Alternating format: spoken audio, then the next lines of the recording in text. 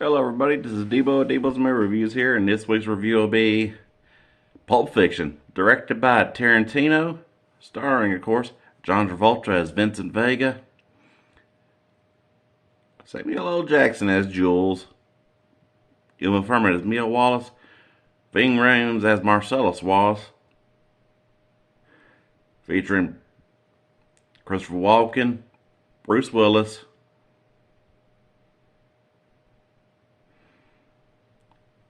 Tim Roth and Amanda Plummer,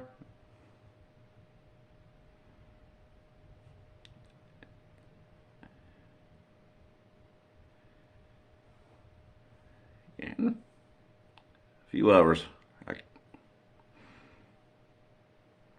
Like a like a Buddy Holly cameo as played by Steve Buscemi, and I gotta admit, one more most iconic movies of the Tarantino franchise. I mean, hell, little trivial fact that had tad tidbit that had one said that Michael Madsen was supposed to play Vincent Vega, despite the fact he already played Vic Vega in Reservoir Dogs, and at once planned but later scrapped. Tarantino did with Vega Brothers, though I think he could at least do it in anime style. But of course, that won't be his last movie, of course, since Tarantino's going to hang it up after the movie critic, whatever that's going to be about and all. Hell, but I don't know if I do. I'll say Pulp Fiction is practically one of his most iconic works. I mean, if you ain't seen any of his other movies, you've at least seen Pulp Fiction. I mean, it just stands out.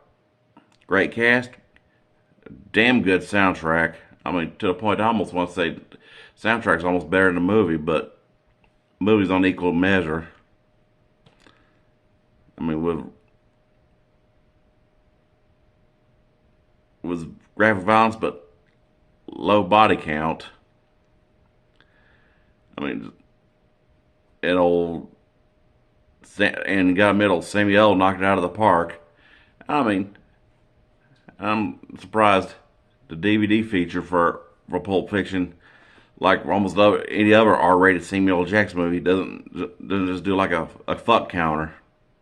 I heard there was rumored the Scarface Platinum Edition, which Jackson wasn't in, had one, but it'd been funny for Samuel L. Jackson movies to do that with the count for Sesame Street, counting each time he says motherfucker. Be like, one motherfucker, two motherfuckers, three motherfuckers. Jesus Christ, this guy's got a putty mouth. Ah, ah, ah, ah. Hell, I mentioned a lot of iconic moments, like how one reason Vega Brothers won't pan out, given how they both die and eat their movies, whereas Mr. Blonde dies in Reservoir Dogs, and then of course in Butch's apartment, old Butch gets a Uzi with a silencer and plugs a full clip in Vincent, just walking out of the John, talking about one of the most iconic I'm dead and I know it movies and moments in cinema. Hell, there's a kick-ass soundtrack when old Butch is running around in that girl's automobile, and he walks into Marcellus Wallace, and I'm just like, yeah. In one aspect, I'm just like, after we get kidnapped by that redneck and his SMM buddies, and I'm just like, yeah. After escaping, he could have left it. It really should have just left Marcellus Wallace to get his ass handed to him by them hillbillies.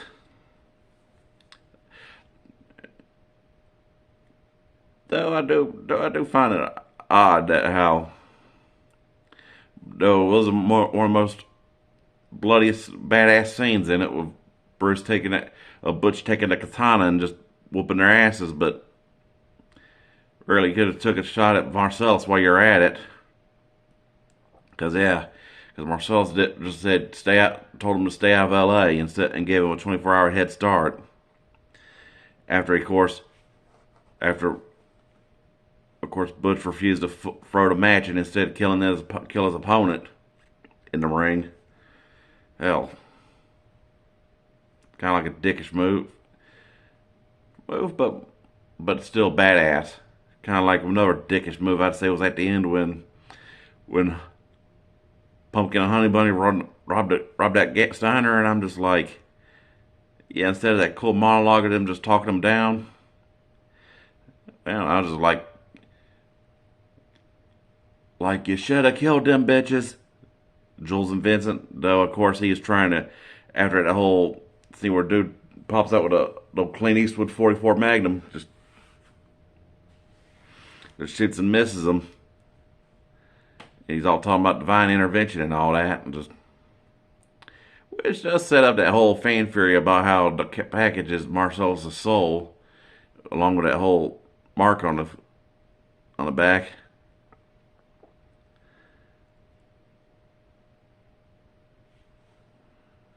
Or Band-Aid of his soul getting taken out, which, I mean, it's plausible, but still, figured just a shit ton of money or something. Which, of course, Tarantino had it planned out, of course, where he was supposed to have fan furies instead of figure out what it was. And I gotta give it old Uma Thurman. Oh, just knocked out of the park as a performance of Mia Wallace. Especially at the whole dance scene. But the 50s downer. And I can always find it weird how the guy playing Sullivan looked more like Nixon. In a way, but hell. The real ones did look alike in a way. Hell, and I gotta give it to Travolta because this movie basically practically saved his career, which was good because he pretty much stepped his game up after that, and along with Samuel Jackson in one of his most iconic roles.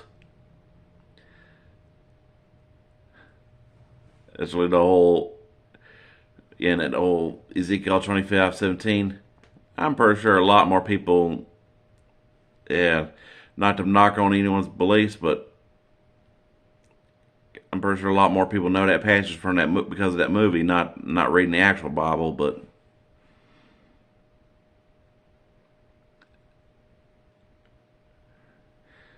But overall, I'm going to give at least Pulp Fiction a 4 out of 5. Mainly because I was just like, the end of that scene, end scene of the diner, I'm just like, yeah, that would have been more better just to have it like a shootout. I mean, because they were both already fucked, because Jules and Vincent were already, because it always pans out to where Vincent gets his ass handed to him in the bathroom and never explains what happens to Jules. You know, does he get out or does Marcellus Wallace just whack his ass for thinking he could get out of the game?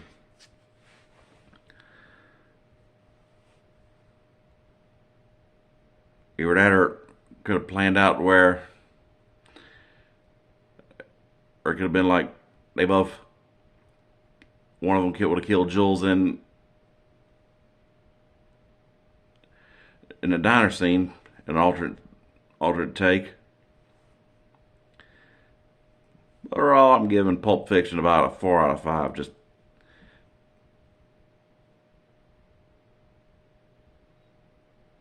But I do gotta acknowledge old Christopher Walken just in a straight face performance of him telling a young butch about the watch, and he goes, I had this watch up my ass for a few years in a Viet Cong POW camp.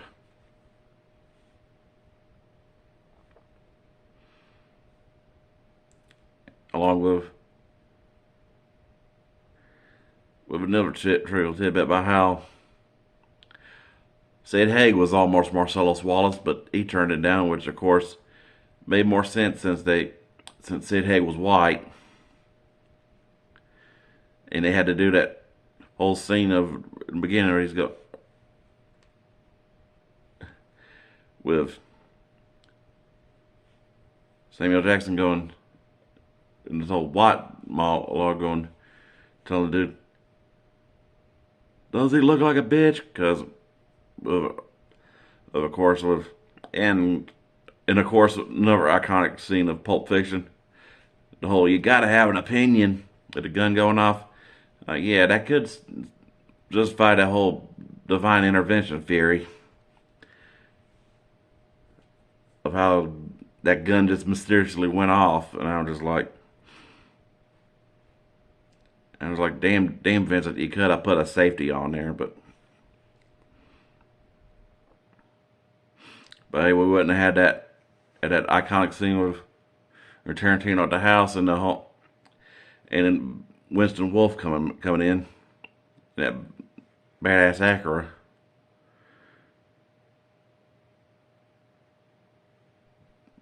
Overall, a 4 out of 5 masterpiece.